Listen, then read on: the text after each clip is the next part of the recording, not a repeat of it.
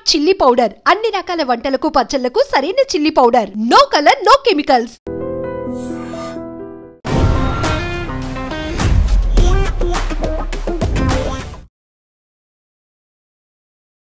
Hi hello నమస్తే welcome back to our channel. నేను మీ వైషు. ఎవరెన్ని చెప్పినా నా దృష్టిలో రిలేషన్షిప్ కానీ ఒక పెళ్ళి కానీ మనీ చుట్టే తిరుగుతుంది అనేది నేను మోస్ట్లీ నమ్ముతాను. మేబీ లవ్లో కాకపోవచ్చు, బట్ పెళ్ళి అరేంజ్డ్ మ్యారేజ్ అయినా లేకపోతే ఏదైనా చూసుకోవాలంటే మన స్థాయికి తగ్గట్టు చూసుకుందాం. లేకపోతే నిజంగా ఒక అమ్మాయి ప్రేమిస్తున్నా లేకపోతే ఒక అబ్బాయి ప్రేమిస్తున్నా నా డబ్బు కోసమో నా ఆస్తి కోసమో ప్రేమిస్తున్నారు అని చెప్పేసి నిజమైన ప్రేమని కాదనుకొని చేతులారా వదిలేసుకున్న వాళ్ళని నేను బొచ్చెడు మందిని చూశాను. సో రిలేషన్షిప్ అన్నీ మనీ చుట్టే తిరుగుతాయి అనేది నా పాయింట్. అది నిజమా కాదా అనే విషయం గురించి మాట్లాడడానికి రిలేషన్షిప్ ల్యాబ్ ప్రోగ్రాంలో రిలేషన్షిప్ ఎక్స్పర్ట్ ఉషశ్రీ గారు ఉన్నారు. మేడంతో మాట్లాడదాం. Hello ma'am. హాయ్ వైషు. నమస్తే. నమస్తే. బాగున్నారా? బాగున్నాను. నన్ను అడిగితే 100కి 100% మోస్ట్లీ అన్ని రిలేషన్షిప్స్ డబ్బులు చుట్టే తిరుగుతాయి. నువ్వు ఎక్కువ సంపాదిస్తున్నావు, నేను ఎక్కువ సంపాదిస్తున్నా, నువ్వు సంపాదించి ఎవరికి ఇస్తున్నావు, నేను ఎవరికి ఇవ్వాలి. లేకపోతే అసలు ప్రేమ దగ్గర అయితే అమ్మో నా డబ్బుల కోసమే ప్రేమిస్తుందేమో, నా దగ్గర డబ్బులు లేకపోతే ప్రేమించదేమో, నాకు ఆస్తుందిగా నేను కూడా ఆస్తున్న వాళ్ళనే చూసుకుంటా, ఏమైనా వదిలేద్దాం, ఇలాంటివే జరుగుతూ ఉంటాయని నా క్వశ్చన్. అంటే మనీ చుట్టే తిరుగుతాయని. అది నిజమా కాదంటారా? తప్పే ఉంది అందులో. తప్పే ఉందా? మరి ముందు ఆలోచించవచ్చు కదా. ప్రేమించేసే ఆ గ్యాప్లో ప్రేమ వద్దనుకున్నప్పుడు ముందే నువ్వు కట్ చేసుకోవాలి. అవసరం లేదమ్మా నాకు సెట్ అవ్వదని. ప్రేమించిన తర్వాత నీ దగ్గర డబ్బులు లేవు, నా దగ్గర ఆస్తుంది, నా ఆస్తి కోసమే నువ్వు నన్ను ప్రేమిస్తున్నావు, నాకు డౌట్ ఉంది అంటే మరి ఎందుకు ప్రేమించాలి? మనసుకి మైండ్కి తేడా ఉంది కదా వైషు. అదే అండ్ ఆ రెండిటి కన్నా practical reality society completely different. Okay. అవునా? మనసుకి డబ్బు విలువ తెలియదు, మానసిక స్థితి దాని యొక్క ఇంటెన్సిటీ మాత్రమే తెలుస్తుంది. అప్పుడు ప్రేమ పుడుతుంది, ప్రేమ కలుగుతుంది, కంటిన్యూ అవుతుంది. ఎప్పుడైతే మైండ్ ఎంటర్ అయ్యి ఇది కాదు అన్నప్పుడు పుట్టిన ప్రేమ పడిపోతుంది, రియాలిటీ హిట్ అవుతుంది. సో మైండ్ రిలీజ్ అయినప్పుడు, రియాలిటీ హిట్ అయినప్పుడు సొసైటికల్ వాల్యూస్, స్టాండర్డ్స్ వస్తాయి. Okay okay society values, standards with mind కలిపి ఒక్క మనసుతో పోట్లాడాలి. ఎవరు గెలుస్తారు? మైండ్. అంతకన్నా బాగా డబ్బులు ఉన్నప్పుడు సొసైటీ. ఆబ్వియస్లీ. ఓకే. సో మళ్ళీ ఇది వరకు డబ్బు ఇంపార్టెంట్ ఆ రిలేషన్షిప్లో, డబ్బుకి అంత విలువ ఇవ్వాలా, ఇద్దరు వ్యక్తుల మధ్యలో ప్రేమ కలగాలన్నా, కలిగిన ప్రేమ కంటిన్యూ అవ్వాలన్నా, కంటిన్యూ అయి పెళ్లి దాకా మారాలన్నా మనీ ఎంతవరకు ఇంపార్టెంట్ అంటావా? అదే కదా. నువ్వేమనుకుంటున్నావు? మనీ మీదే డిపెండ్ అయ్యి అన్ని జరుగుతాయా అంటే నో. ప్రేమకి మనీకి అసలు సంబంధమే లేదని నా అభిప్రాయం. In reality yes. బతకాలంటే బతకడానికి మనీ కావాలి. నువ్వు సంపాదిస్తున్నావు, తను కూడా సంపాదించాల్సిందే, లేకపోతే నేను సంపాదించినంత తను సంపాదించాల్సిందే అనుకోకుండా ఆమె కూడా సంపాదిస్తుంది కొంచెం, నేను బాగానే సంపాదిస్తున్నాను కదా, నాకు బాగానే ఉంది కదా అని అనుకోవచ్చు కదా. ఒకటి ఇంకా చిన్నపిల్ల కాబట్టి ప్రాక్టికల్గా చెప్తా. స్త్రీధనం అని ఇచ్చేవాళ్ళు ఇదివరకు పాతకాలంలో. ఓకే. పెళ్ళైనప్పుడు ఎందుకు? స్త్రీధనం అంటే డబ్బు కట్నం, డబ్బు రూపంలో కాకుండా 7 వారాల నగలు, అంటే వెండి పళ్ళాలు, బంగారపు పళ్ళాలు, కట్లరీ, క్రోకరీ అంతా బంగారం, వెండి, ఇంక్లూడింగ్ టేబుల్స్, చైర్స్ కూడా బంగారం ఇచ్చేవాళ్ళు ఒకప్పుడు, తెలుసా? ఓకే. నేను అంత పెట్టి కొనలేను కాబట్టి నేను ఏదో బంగారు కలర్ వేయించుకున్నా, 16 కోటింగ్లు. నా ఉయ్యాల, కిచెన్ టైల్స్ కూడా గోల్డ్ ఉంటాయి. అది సరే, మా తాతగారు ఏదో బర్మా నుంచి కింగ్స్ కాబట్టి వాళ్ళకి ధనం అంటేనే ఇంట్లో ఉండే వస్తువాహన ఇత్యాదులు. ఎందుకు ఇచ్చేవాళ్ళు అంటే వైషు, లైఫ్లో ఎప్పుడు నేను సంపాదిస్తున్నాను, నువ్వు సంపాదిస్తున్నాను కదా, అప్ అండ్ డౌన్స్ వస్తాయి. In a point of journey of 50-60 yearsలో పెళ్ళి అనేది ఒక సొసైటికల్ బంధం. ఇప్పుడు వీళ్ళతో చేసుకున్నాను, వీళ్ళతో వదిలేసి నేను ఇంకొలతో ఉంటాను, వాళ్ళ దగ్గర డబ్బు లేకపోతే అట్లా ఉండేది కాదు ఇది వరకు. ఒక మనిషితో ఉన్నామంటే లైఫ్ లాంగ్ వాళ్ళతో ఉండాలి. సో అలాంటప్పుడు ధనం యొక్క పార్ట్ ఏదైతే ఉందో అది చాలా ఎక్కువ ఉంటుంది. అండ్ పిల్లలు పుట్టిన తర్వాత ఖర్చులు కూడా ఎక్కువ ఉంటాయి. కాబట్టి నువ్వు పెళ్ళి అని అనుకుంటే డెఫినెట్గా ధనార్జన, సొసైటీలో ఒక స్టేటస్, వీడి దగ్గర డబ్బులు లేకపోయినా సొసైటీలో పేరుంటే డబ్బు పుడుతుంది, వ్యాపారం చేయగలరు, చేసిన వ్యాపారాన్ని నిలుపుకొని మళ్ళీ మాట పడకుండా వాళ్ళకి తీసుకున్న ధనాన్ని ఇచ్చేయగలరు. కాబట్టి స్త్రీలకి ధనం రూపంలో ఇవన్నీ ఇచ్చేవాళ్ళు. ఇంకొకరిని చేజార్చి అడగకుండా అప్పుడు బంగారం అమ్ముకునో తాకట్టు పెట్టుకునో ఒక స్థితిగతి ఉన్నవాళ్ళు. సో డబ్బు అనేది ఒక మనిషి సొసైటీలో గౌరవంగా బతకడానికి చాలా ఇంపార్టెంట్ అండ్ చాలా విలువైంది. ఓకే. అప్పటికి, ఇప్పటికి, ఎప్పటికైనా. హ్మ్. ఇద్దరు మనుషులు కలిసి ఉండి పిల్లల్ని కనాలంటే దానికి ధనం కావాలి. వాళ్ళిద్దరూ డెఫినెట్‌గా ధనం గురించి ఆలోచించాలి. హ్మ్. ఇంతవరకు అర్థమైందా? యాహ్! ఓకే. ఇందులో తప్పేమీ లేదు. హ్మ్. ప్రేమ ఉన్నా లేకపోయినా పిల్లలు పుడతారు, పుట్టేవాళ్ళు. ఇద్దరు వ్యక్తులు కాపురాలు చేసి 100 ఏళ్ళు, 30 ఏళ్ళు, 40 ఏళ్ళు, 60 ఏళ్ళు బతికారు. హ్మ్. సో, ఇదొక సొసైటికల్ నార్మ్. ఓకే. ఓకే. ఇప్పుడు ఈ లవ్వు, కొవ్వు, పువ్వులొచ్చాయి గాబట్టి, ఈ హ్మ్. పుష్పాలు వికసిస్తున్నాయి, వాడిపోతున్నాయి, తొక్కేయబడుతున్నాయి, చీల్చేయబడుతున్నాయి, రక్కేయబడుతున్నాయి, తుంచి నలిపి వదిలేయబడుతున్నాయి. యాహ్! సో, ఆ పుష్పాలు మనసులు అనుకుందాం. హ్మ్. అది అమ్మాయి అవ్వచ్చు, అబ్బాయి అవ్వచ్చు. సో, ఎప్పుడైతే మనసు ఇన్వాల్వ్ అయిందో, ఇదివరకు లాజిక్ అప్లై చేసి, సొసైటీ అప్లై చేసి పెళ్ళిళ్ళు చేసేవాళ్ళు. హ్మ్. ఉమ్మడి కుటుంబాలుండేయి. తగాదాలొచ్చినా, తిట్టుకున్నా, కొట్టుకున్నా కలిసుండేవాళ్ళు. యాహ్! ఇప్పుడేంటి? సాయంత్రం నన్ను కలవలేదా? హ్మ్. బ్రేకప్. హ్మ్. ఇంకోడితో బయటికెళ్తున్నా. హ్మ్. నా బర్త్‌డేకి సర్ప్రైజ్ ఇవ్వలేదే. 12కి అందరు గర్ల్ ఫ్రెండ్స్‌కి చూపించినట్టు లవ్ చూపించలేదు. నా మీద లవ్ లేదనుకుంటా. హ్మ్. ఇంకోడితో ఇమ్మీడియేట్‌గా టిండర్‌లో టెక్స్టింగ్. ఓకే. 10 ఏళ్ళు రిలేషన్‌షిప్‌లో ఉన్నాము. లివ్ ఇన్‌లో. బట్ ఈ 10 ఏళ్ళు ఎలా చూసుకున్నాడో బా చూసుకున్నాడు. హ్మ్. వాళ్ళ ఫాదర్ పోయారు. అండ్ తన ఆస్తులన్నీ ఐపీ పెట్టేశారు. ఇంకొక అబ్బాయిని చూసుకుంటున్నాను. మరి ఈ 10 ఏళ్ల రిలేషన్‌షిప్ హ్మ్. పాస్ట్ బావుంది. ఫ్యూచర్‌లో క్లారిటీ లేదు. యాహ్! డబ్బు లేకుండా నన్నేం చూసుకుంటాడు? హ్మ్. సో, ఇప్పుడున్న ఉదాంతాల ప్రకారం ప్రేమ డబ్బులు అవసరం లేదు వైష్. రైట్. ఇది నేను పచ్చిగా చెప్తా. హ్మ్. నీకు వ్యత్యాసం చెప్తున్నా. ఓకే. ఇద్దరి మధ్యలో ప్రేమ పుట్టడానికి గాని, ప్రేమ గడపటానికి ఇద్దరు మనుషులు ప్రేమగా గడపడానికి కానీ డబ్బు అవసరం లేదు. హ్మ్. బట్ ప్రేమని వ్యక్తపరిచిన తర్వాత హ్మ్. ఆ మనిషితో మనం జీవితం పంచుకుందాము. Long term రిలేషన్‌షిప్‌లోకెళ్దాము. అంటే అంతే అదేంటి అలా మాట్లాడతారు? ప్రేమిస్తే లవ్ చేసిన తర్వాత పెళ్ళే కదా అంటావు నువ్వు. హ్మ్. బట్ సొసైటీ మారిపోయిందిప్పుడు. Yeah! It's a different society. Yeah! నేను పెళ్లి ధనికుడిని చేసుకుంటా. హ్మ్. నువ్వు నా బాయ్ ఫ్రెండ్‌లా ఉండు. హ్మ్. నా లైఫ్ స్టైల్ ఆడిస్తాడు. నా సుఖం నువ్వివ్వు. ఓకే. ఇలా అనే అమ్మాయిలు ఎంతమంది లేరు? ఉండొచ్చు. ఓకే. సో, ఇప్పుడు నీ క్వెషన్ ఏంటి చెప్పు? నేను ఇచ్చిన క్లారిటీకి. ఇప్పుడు గూడా స్టిల్ నా క్వెషన్ అదే ఉంటది. డబ్బుని జూసో, లేకపోతే స్టేటస్ చూసో పెళ్లెందుకు జేసుకోవాలి అని. 100% చేసుకోవాలి వైషు. హ్మ్. 100% చేసుకోవాలి. మగపిల్లల సంగతి పక్కన మనం ఇంకో ఎపిసోడ్‌లో చేద్దాం గానీ, ఆడపిల్లలకి హ్మ్. ఇప్పుడు కాదు ఇది. కొన్ని కోట్ల సంవత్సరాల నుంచి మనం గడప అంటే ఇచ్చే బదులు ఒక అడుగు 2 మెట్లు ఎక్కువ వాళ్ళకివ్వాలి. ఆ! మనం ఆడపిల్లని అబ్బాయి తరఫున తెచ్చుకునే బదులు మనకన్నా 2 మెట్లు, 3 మెట్లు తక్కువ ఉన్నోళ్ళని తెచ్చుకోవాలి. హ్మ్. ఒక సంసారము సుఖంగా జరగాలి అంటే these are very important things. Yeah!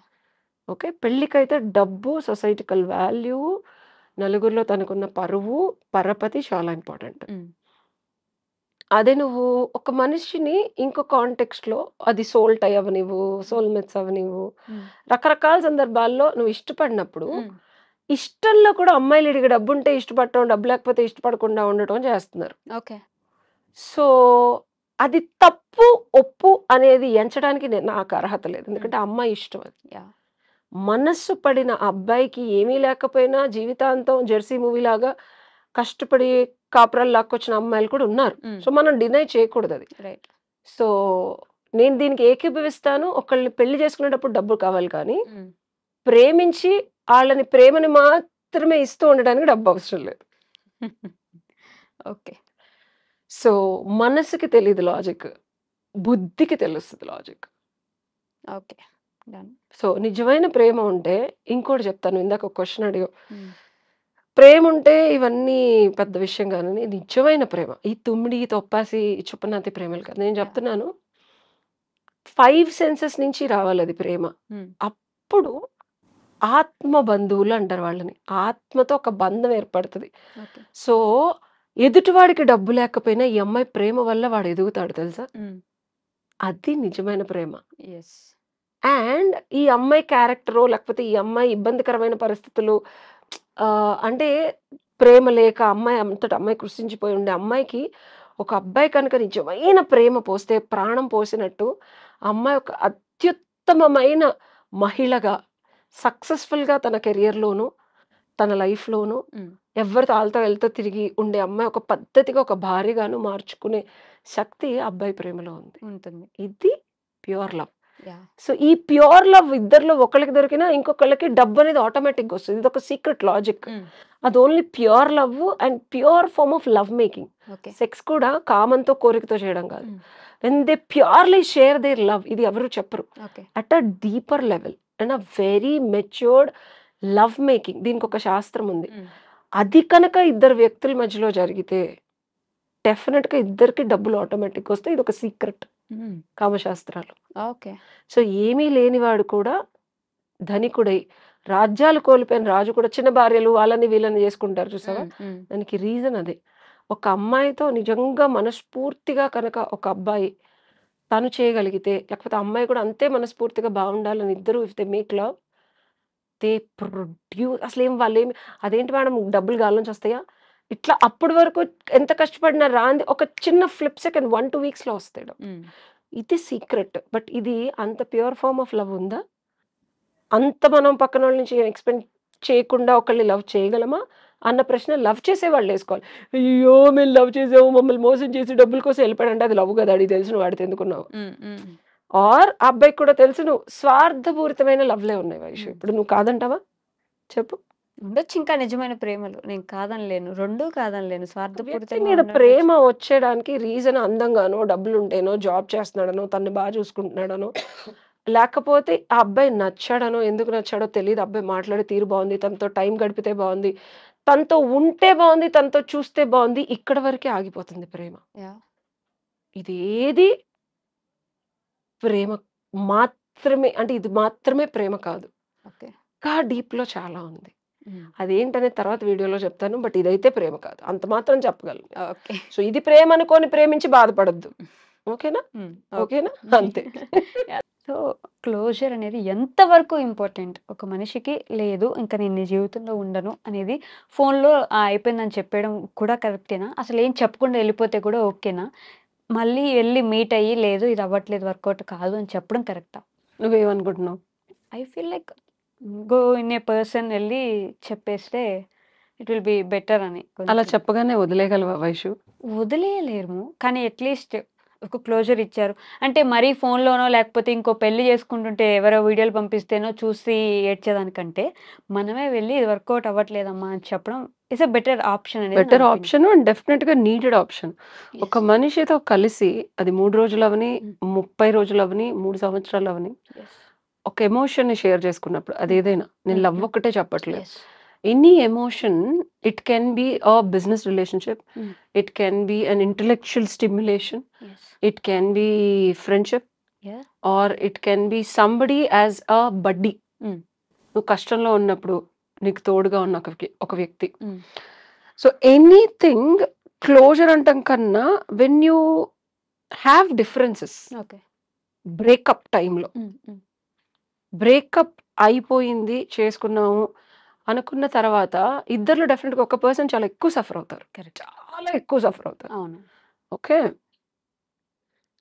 వాళ్ళ మీద ఉన్న ప్రేమో ఇష్టమో వల్ల ఆపోజిట్ పర్సన్ మనం వెళ్ళి మాట్లాడితే ఆ బాధ చూడలేము, వాడిని పట్టుకొని పీకేస్తాడు, మళ్ళీ నువ్వే కావాలి అని అంటాడు. కాబట్టి దాన్ని ఫోన్లోనో లేకపోతే దూరంగా వెళ్ళిపోయో అంటే ఆ పెయిన్ వీళ్ళు హ్యాండిల్ చేయలేరు. They don't know how to address it. And వాళ్ళకి దాన్ని అడ్రస్ చేసినా తట్టుకోలేరు వీళ్ళు కూడా.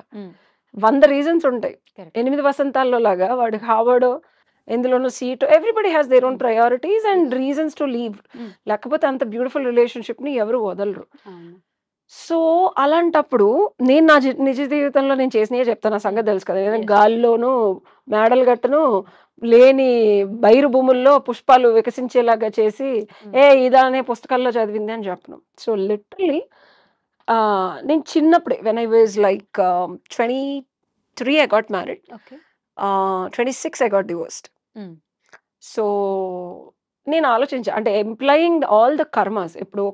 ఇప్పుడు బ్రేకప్స్ చాలా ఎక్కువైపోయినాయి అండ్ బిగ్గెస్ట్ బ్రేకప్ మనం మాట్లాడుకోవాల్సింది డివోర్స్లు చాలా అవుతున్నాయి చెప్పాలంటే. మిగిలిన అయితే చిన్న చితక తుమ్మిడి మూవ్ ఆన్ అయిపోతారు. ఫ్రెండ్ అనుకో ఎక్కడ నమ్మా అంటారు, అమ్మాయిలు అనుకో లెట్స్ గో ఫర్ పార్టీ అంటారు. ఈ రెండు కాకుండా కొంచెం ఒక 3 months 6 months రిలేషన్షిప్ అనుకో, చచ్చెట్టు మెసేజ్లో తిట్టుకుంటారు, కొట్టుకుంటారు, బ్లాకులు చేసుకుంటారు, మళ్ళీ కలుస్తారు, మళ్ళీ ఇది అవుతారు. సర్లేరా నేను ఇంకో గర్ల్ ఫ్రెండ్ ని చూసుకుంటున్నాను అని అబ్బాయి చెప్తాడు, సరేరా అయిపోయిందిగా అయిపోయింది. కానీ సో ఇంపాక్ట్ డీప్ గా ఉండదు ఒక భర్త ఒక భార్య కాపురం చేసి పిల్లల్ని కని ఉన్న వాళ్ళు కూడా చచ్చేట్టు డివోర్స్లు పిటిషన్లు వేసుకొని డివిసీలు వేసుకొని 498 వేసుకొని కొట్టేసుకుంటున్నారు. మనం దీని గురించి చాలా చాలా చాలా ఇంపార్టెంట్ గా మాట్లాడాలి when it comes to the closure. అసలు అది కనుక సక్రమంగా చేస్తే మా కోర్టు వారికి మాలాంటి అడ్వకేట్లకి వాళ్ళంత పని తగ్గుద్ది. అండ్ మోర్ ఓవర్ పిల్లలు సుఖంగా ఉంటారు. సో దీని గురించి నేను చేసింది చెప్తా. It was in 2009. మా ఎక్స్ హస్బెండ్ చచ్చేట్టు కొట్టేశారు. అప్పటికి బాగా కొడుతున్నారు, 3 ఏళ్ల నుంచి బాబున్నాడని భరిస్తా ఉన్నాను. And then whatever reason on amazing December 25th బాగా కొట్టారు. నేను ఆ రోజు చెప్పాను, రమేష్ నన్ను కొట్టద్దు, ఏదైనా ఉంటే చెప్పు. ఇంకా ఆ రోజు ఇంట్లోంచి వెళ్ళిపోయి నడుచుకుంటూ ఒక 3 మైళ్ళు వెళ్ళి ఒక్కదాన్ని అర్ధరాత్రి బెస్ట్ వెస్టర్న్ హోటల్లో వర్క్ చేసేదాన్ని. ఆ రోజు పడుకొని నేను డిసైడ్ అయ్యా, ఓకే ఇది వర్కౌట్ అవ్వట్లా, ఎంత చెప్పినా వినట్లా, సో ఇంకా డివోర్స్కి వెళ్దాము అని. And then I went and told divorce అని. పిల్లిలాగా 3 ఏళ్ళు ఉంది డివోర్స్ అంటావా అని బొందాన్ని మళ్ళీ కొట్టాడు. ఏం మాట్లాడుతున్నావు నువ్వు, డివోర్స్ అడిగితే కొడతావేంటే, అసలు అయిపోయింది, ఇంక నీకు నాకు అయిపోయింది. లైక్ అప్పుడు క్రేక్స్ లిస్ట్ అని ఉండేది, వేరే ఒక ఆయన నేను వర్క్ చేసే దగ్గర రూమ్ తీసుకున్నా వెళ్ళిపోయా. The moment I told Ramesh, I couldn't take it. అంటే ఒక పర్సన్కి ఎవర్షన్ పాయింట్ వస్తుంది, ఒక బ్రేకింగ్ పాయింట్ అనేది ఇద్దరిలో ఒక పర్సన్కి వస్తుంది. వచ్చినప్పుడు ఇక ఆడు డెసిషన్ తీసుకుంటాడు, వైషు భూప్రపంచంలో హరిహరాదులు దిగొచ్చినా నేను ఈ మనిషితో ఉండను అన్న డెసిషన్కి వస్తారు. ఇక్కడ పిల్లలు ఇన్వాల్వ్ అయినప్పుడు ఏమవుతుంది అంటే, ఎస్పెషల్లీ తల్లి పిల్లలు తీసుకొని వెళ్ళిపోద్ది. ఆడవాళ్ళు అయితే ఈ మధ్య అబ్బాయిలు కూడా తీసుకొని వెళ్ళిపోతున్నారు. Now people are doing it. So there is an emotional turmoil. పక్కన వాళ్ళకి కాజ్ చేస్తారు. ఎవరైతే డిసైడ్ అవుతారో ఇంట్లోంచి వెళ్ళిపోదాం డివోర్స్ తీసుకుందాం అనుకున్నాడు, ఆడికి బుర్ర నుంచి కాల్ వరకు కాలిపోతా ఉంటుంది పక్కన వాళ్ళ మీద. So they can't forget about closure, బూజరు, డోజరు ఏమి ఉండదు. వాళ్ళ మీద బుల్డోజర్ లెక్కించడమే ప్రాతిపదికగా పెట్టుకుంటారు.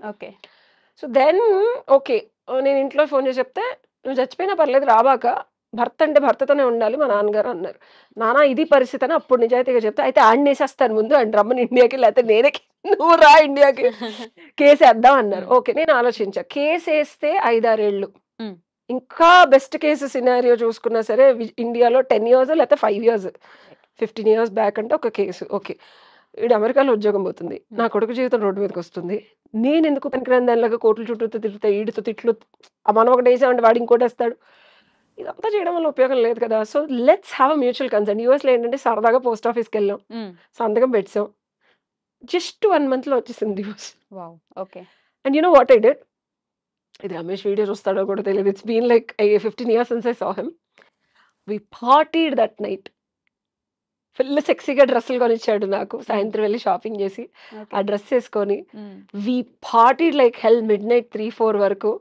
He made me drink. పర్లేదు ఉషా తాగి, ఇంకా బ్రేకప్ అయిపోయింది, నీకేం చొప్పనైతే ట్రెడిషనల్ కన్స్ట్రెంట్స్ ఏం పెట్టను అని చెప్పి అప్పటి వరకు నన్ను తాగొద్దనేవాడు. డ్రెస్సులు అసలు పద్ధతిగా చుడిదార్లు చున్నీలు వేసుకునేదాన్ని. నువ్వా నాకు ఈ డ్రెస్ కొనిచ్చింది, ఎంజాయ్ అయిపోయింది కదా, నువ్వు నేను ఫ్రెండ్స్, ప్రాబ్లం ఉండేది కాదు. Exactly. Can you see and believe that భార్యాభర్త అనే రిలేషన్షిప్ లో ఉన్నప్పుడేమో చొప్పునైతే రెస్ట్రిక్షన్స్ వస్తాయి, అదే నువ్వు ఫ్రెండ్ అయిపోయి గర్ల్ ఫ్రెండ్, ఇదేంటి రమేష్ అంటే ఏం పర్లేదు లెట్స్ పార్టీ అన్నాడు. So we parted.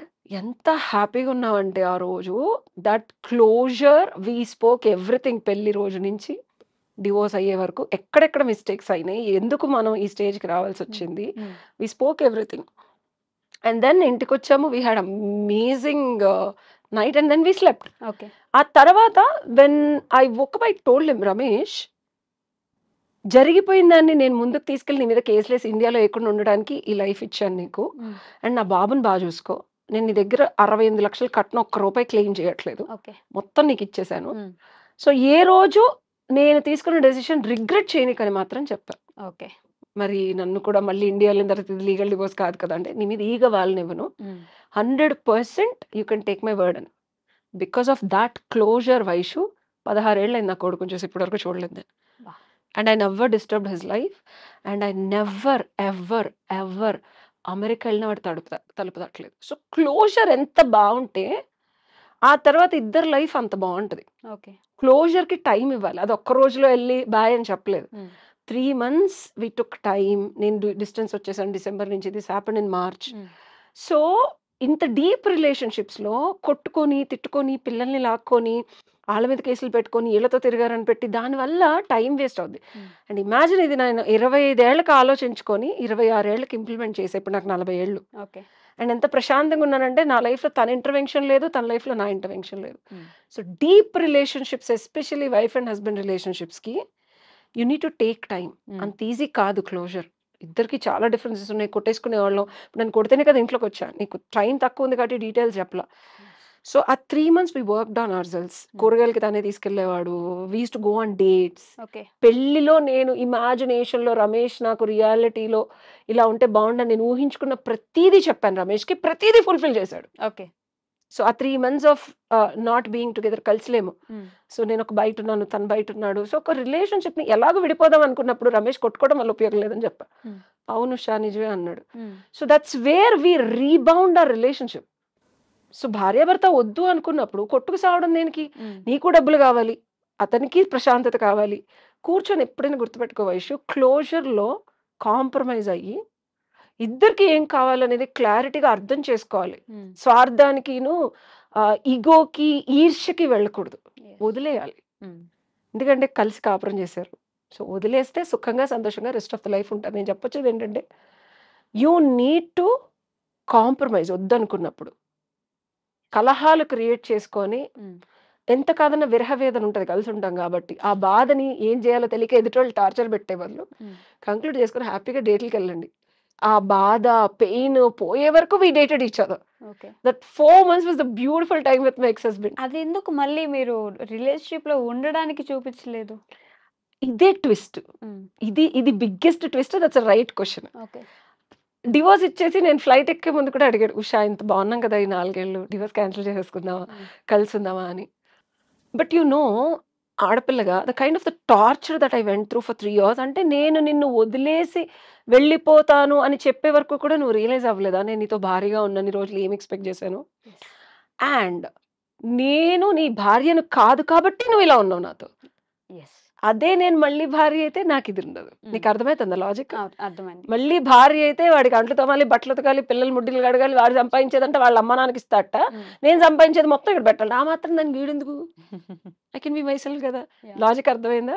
సో వాడు ఎక్స్పెక్టేషన్స్ చుప్పనాథ్ ఎక్స్పెక్టేషన్స్ కాబట్టి వదిలేసా. అదే మళ్ళీ ఇలా ఉన్నావు, నువ్వు ఇలానే ఉండు నేను ఇలానే ఉంటానంటే I would have jumped and cancel the divorce. నేను అది కూడా కన్సిడర్ చేశా. సరేనండి మరి ఇలానే ఉందామంటే ఇలా అనుకుంటాం, దూరగలా ఉన్నావు అలా ఉన్నావు.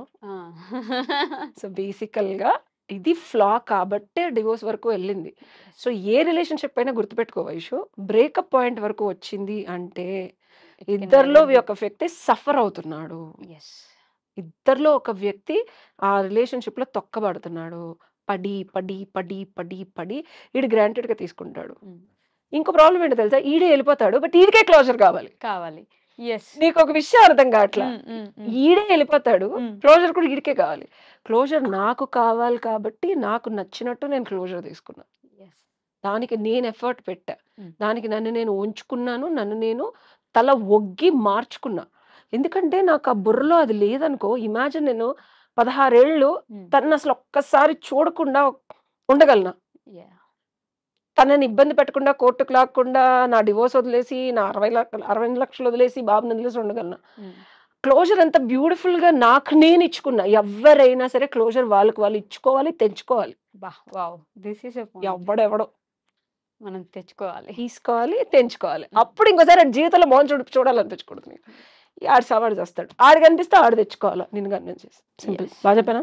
బాగా చెప్పారు. Last point is a very good point. Thank you.